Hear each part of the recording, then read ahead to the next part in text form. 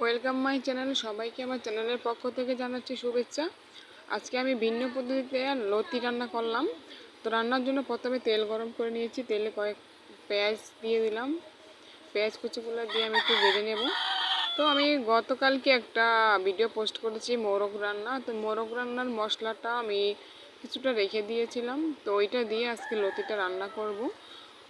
তো মোরগ রান্নার রেসিপিটা আমার চ্যানেলে দেওয়া আছে, কষ্ট করে দেখে নেবেন। তো ওখানে মশলা রেডিটাও দেওয়া আছে। ওটা আসলে মাংস রান্না করলে যে মশলাটা দেওয়া হয় ওইটাই, শুধু একটু মশলার প্রসেসিংটা একটু ভিন্ন।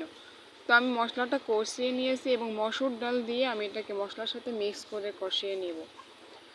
একটু হলুদ গুঁড়ো দিলাম এবং মরিচ গুঁড়ো দিয়ে দিলাম, পরিমাণ মতো নুন দিয়ে দিলাম, দিয়ে আমি এটাকে ভালোভাবে মশলার সাথে মিশিয়ে ডালটাকে একটু কষিয়ে নিব যাতে ভালো আসে। আর কিছু লতি এটা আমি ভাপ দিয়ে তারপর পানি জড়িয়ে ডিপ ফ্রিজে রেখে দিয়েছিলাম। তো ওই লতিটা দিয়ে এই পর্যায়ে আমি কচুর লতি আর ডালটা আবার একটু কষিয়ে নেব। তা আমি রান্না নিয়ে রিসার্চ করি, কারণ হলো আসলে যখন সংসার জীবনে আসি তো রান্না নিয়ে অনেক কথাই শুনতে হয়েছে। আমি না এরকম ম্যাক্সিমাম মেয়েদেরই না শুনতে হয়। তো একসময় আমরা অনেক সবাই ভালো রাঁধুনি হয়ে যাই। আমাদের রান্না খেয়েই কিন্তু যারা একসময় আমাদেরকে বলছে তারাই কিন্তু খেয়ে পরে বেঁচে থাকে। তবে আমরা যেন ভবিষ্যতে এই ভুলটা না করি সেদিকে খুব নজর রাখতে হবে, কেন আমাদের শিক্ষাটা যেন ভালো থাকে। তো যাই হোক, আমার লতি আর ডালটা এখন সুন্দরভাবে কষানো হয়ে গেছে, তেল উঠে একদম ঝরঝরা হয়ে গেছে। এরপর যে আমি পরিমাণ মতো পানি দিয়ে দিব। তো মশলার ব্লেন্ডারের জারটাও একটু ধুয়ে পানি দিয়ে দিলাম, কারণ মশলা লেগেছিল। আর একটু পানি দিয়ে আমি এটাকে রান্নাটা শেষ করে নেব।